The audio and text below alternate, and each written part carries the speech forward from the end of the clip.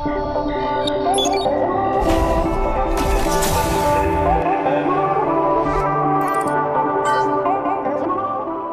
nonton videonya, udah pada cuci tangan belum? Pause dulu video ini. Cuci tangan yang bersih. Pakai sabun. Pakai sabun. Cuci tangan yang bersih pakai sabun. Ayo, kita tungguin. Dan kalau kalian udah cuci tangan, Silakan lanjut nonton videonya. Silakan nonton videonya. Nontonnya di rumah aja ya. Nontonnya di rumah aja ya. jangan kemana-mana. Jangan kemana-mana. Yuk, jaga kesehatan. Jaga jarak antar sesama. Halo Gadgeters. Hari ini kita mau bahas OnePlus 8 Pro. Ini kalau kalian udah follow channel kami udah lama.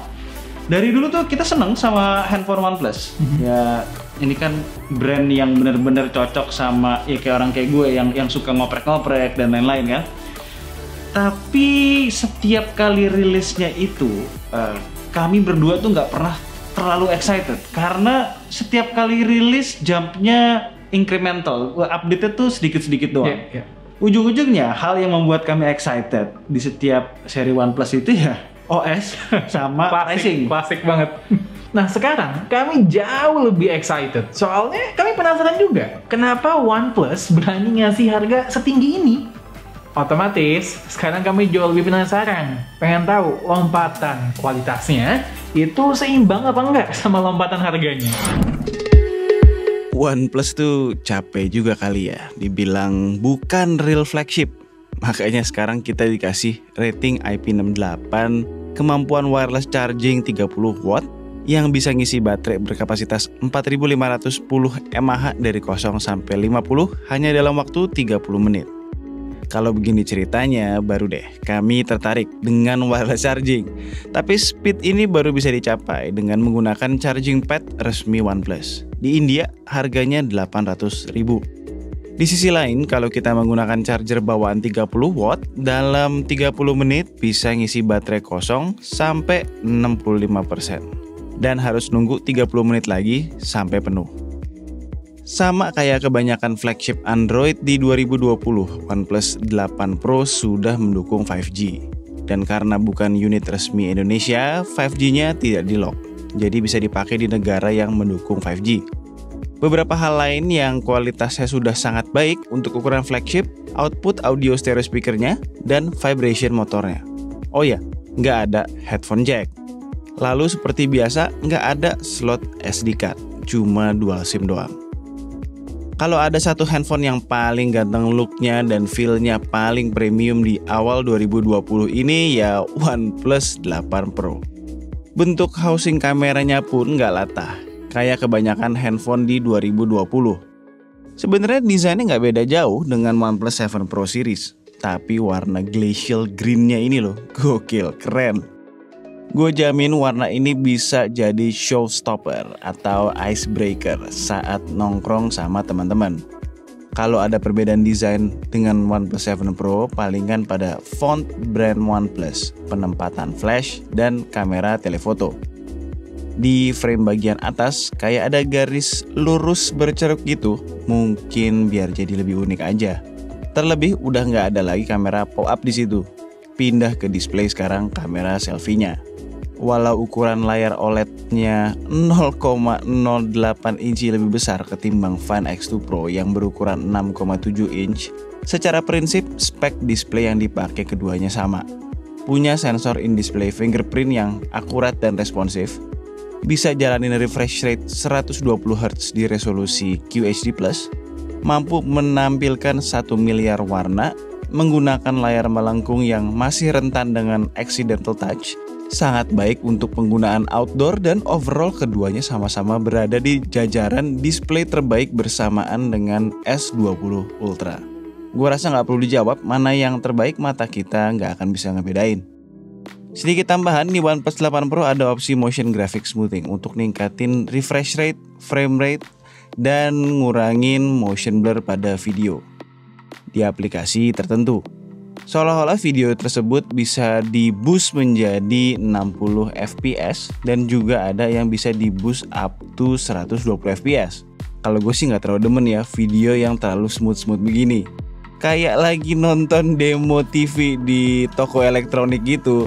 unnatural menurut gue. Kalau Kumar sih suka. By the way, fitur ini berpotensi menguras baterai. Matiin ya kalau nggak mau dipakai. Kita udah berapa kali nyoba handphone dengan Snapdragon 865. Dan safe to say bahwa ini adalah SoC Android terbaik saat ini. Berikut hasil benchmark yang kami dapetin.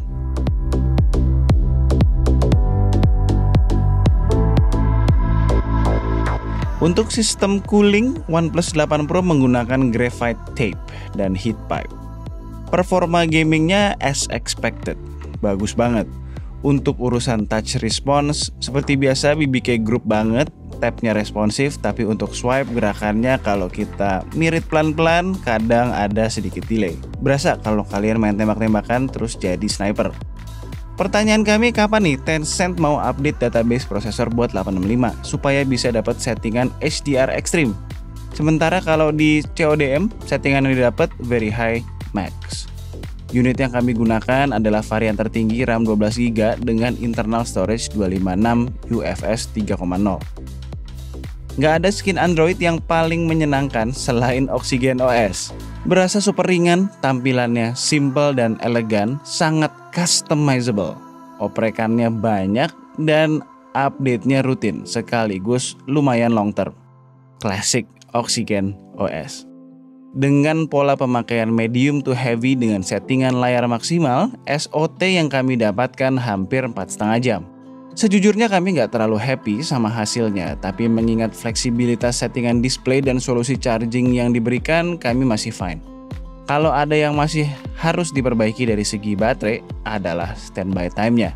Harusnya minimal bisa dapat SOT 5 jam nih kalau standby time-nya bagus. Total kameranya ada 4, lagi-lagi speknya ada yang mirip dengan Find X2 Pro. Yang di tengah, kamera utama 48MP f1.78 dengan sensor IMX689. Dan yang paling atas, lensa ultra wide angle 48MP f2.2 dengan sensor jagoan tahun lalu, IMX586. Yang sekaligus berfungsi untuk jepret foto makro dari jarak 3 cm. Kalau yang di paling bawah itu kamera color filter atau photo chrome filter beresolusi 5MP. OnePlus terinspirasi dari tone warna unik yang biasa digunakan oleh fotografer profesional. Tapi pada kenyataannya kami berasa fitur ini cuma sekedar gimmick dan kegunaannya pun sangat terbatas. Niat amat ya sampai dibikinin sensor khusus.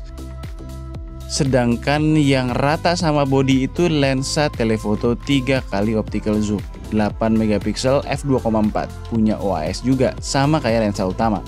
Buat selfiean ada kamera beresolusi 16MP f2.45 fixed focus, sensornya pakai IMX471.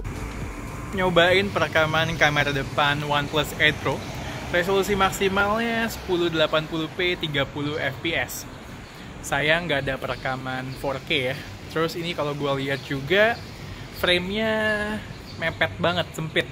Padahal tangan gue udah mentok di depan. Apa susahnya sih ngasih resolusi 4K untuk perekaman kamera depan? Biar komplit, harganya udah nggak main-main lagi loh. Itu doang komplain kami untuk perekaman kamera depannya. Lainnya bagus, stabilisasinya bagus. Perekaman kamera belakang OnePlus 8 Pro maksimalnya di 4K 60fps. Tapi sayangnya di 4K 60fps itu cuman bisa merekam maksimal kita selama 5 menit. Selain itu ada beberapa fitur yang nggak jalan juga. Salah satunya HDR. Waduh, hari gini 4K 60fps masih dibatasin 5 menit. Meski HDR-nya nggak jalan di resolusi 4K 60fps, gue merasa dynamic range sudah bagus kok. Di luar itu, footage-nya pun stabil dan tone warnanya bener-bener natural. Nggak heran sih kalau untuk urusan video, OnePlus dari dulu bagus.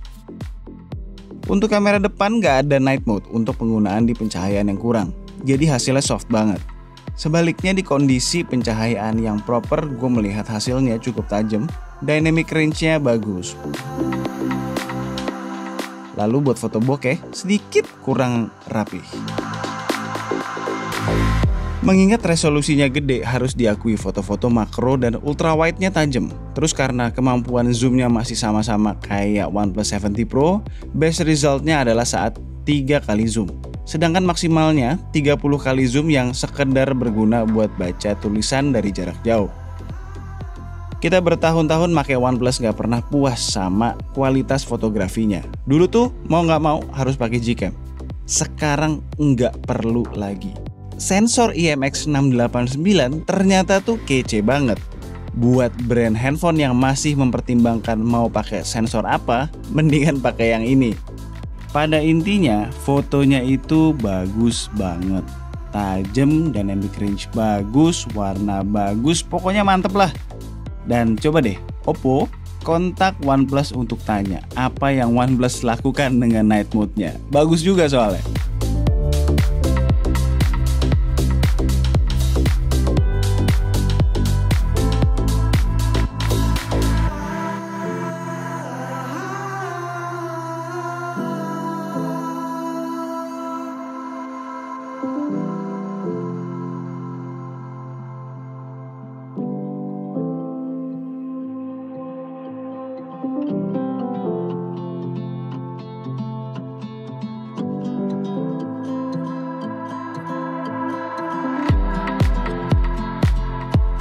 Terakhir, settingan untuk resolusi perekaman videonya membingungkan.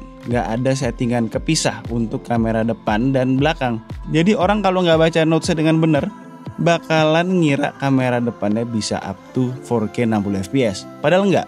Sama halnya dengan opsi HDR dan Super Stable. Selain pada notes tadi, kalau kita aktivasi dari UI Viewfinder, memang juga ada info bahwa fitur itu cuma bisa aktif di resolusi 4K atau 1080p 30 fps. Oke, itu adalah OnePlus 8 Pro. Oke, gini dulu ya. Yang pasti kita harus benar-benar membuang jauh-jauh flagship killer. Image-nya ya. Image-nya itu harus kita buang jauh-jauh. Karena memang dari harga, dari kualitas, OnePlus 8 Pro ini adalah true flagship. Fitur-fitur dan spek yang seharusnya ada di handphone flagship itu udah ada semua di sini. Hampir nggak ada yang kena sunat. Kalaupun ada cuma satu ya, kamera depan nggak ada 4K-nya. Kalau kita lihat harganya, OnePlus 8 Pro ini di berbagai negara itu range-nya dari 15 sampai 17 juta rupiah untuk versi paling tinggi seperti yang kami pegang ini. Cuman emang kalau India dan Cina itu special case. Harganya paling murah di dunia. Tapi sekarang di negara tercinta kita ini, karena adanya peraturan IMEI, otomatis kalau kita beli ini masuk ke Indonesia, kita dikenakan pajak kurang lebih 30%. Dan itu juga tentunya pas dijual sama sellernya, mereka kan butuh profit juga, nggak mungkin jual harga modal kan? Nah, unit kami ini kami beli dari biasa toko partner kita, Apple Tree, di Tokopedia. Linknya udah kita taruh di sini dan di deskripsi. Kita beli di dia, harganya ya jadinya 19 jutaan. Kalau kita berandai-andai dia keluar resmi, which is nggak mungkin ya, keluar resmi di Indonesia. Ini cerita mimpi ya? Cerita mimpi. Prediksi gue bakalan keluar harganya yang pasti nggak mungkin di atas ini, ya nggak? Oke.